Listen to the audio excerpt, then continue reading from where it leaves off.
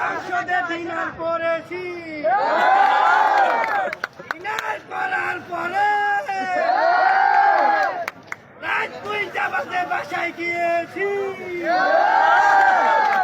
বাসায় গিয়ে তো আমি ঘুমিয়ে পড়েছি।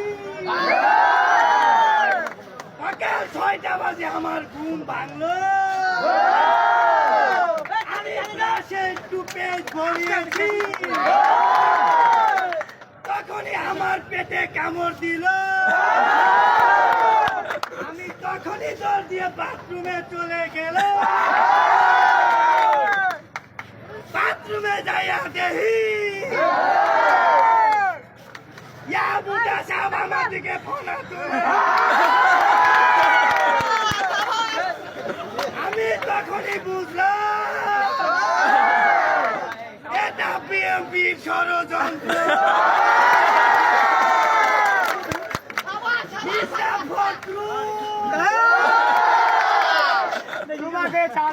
ছাত্র দল দিয়ে পারো না বলে